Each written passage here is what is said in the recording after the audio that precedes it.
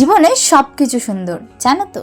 শুধুমাত্র তুমি তোমার প্রায়োরিটি লিস্টে যে মানুষগুলোকে রেখেছো তারা যদি তোমার একটু ফিলিংস না বোঝে তাহলে কি হবে বলো তো।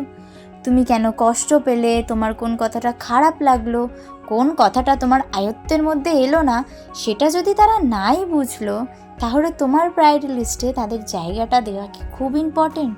হ্যাঁ, জানি কোনো কোনো সময় তারা তোমার লাইফের সাথে এমনভাবেই থাকে যে প্রায়োরিটি দিতেই হয়, কিন্তু ওই যে বললাম না, তোমার অপোজিটের মানুষগুলো যদি বুঝলোই না তোমার নীরবতার কারণটা কি, তাহলে হয়তো ভগবান তোমাকে একটু বেশি পরীক্ষা নিচ্ছে। সেই জন্যই হয়তো তোমার উল্টো দিকের মানুষগুলো তোমার ফিলিংসটাই বুঝলো না। সেটাই হয়তো আমার ক্ষেত্রেও মাঝে মাঝে হয়, যখন আমি কাউকে কিছু বোঝাতে চাই আর আমার উল্টো দিকের মানুষগুলো সেটা বোঝে না, কিন্তু তার জন্য আমি একটুও দুঃখ পাই না। আমার মনে হয় সবাই সব কিছু বোঝে না, সবার সব কিছু বোঝার ক্ষমতাও থাকে না। সেই জন্য নিজের ফিলিংস নিজের মধ্যে যতটা চেপে রাখা যায় ততটাই মঙ্গল। যত অন্যকে বলবে তত দেখবে ঝামেলা বাড়বে।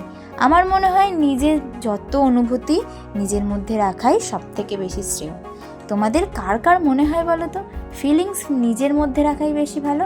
জানি হয়তো যখন ওভারডোজ হয়ে যায় তখন অন্য কাউকে বলতেই হয়, কিন্তু তার মানে এটা নয় যে উজাড় করে তুমি তার সামনে নিজেকে রেখে দেবে। শুধুমাত্র ভগবানের সামনে ছাড়া কারোর সামনে নিজেকে উজাড় করে রেখো না। নিজের একটা ব্যক্তিত্ব রেখো, নিজের অনেক গোপনীয়তা রেখো, কারণ দিনের শেষে মানুষ সব থেকে বেশি নিজেকেই ভালোবাসে।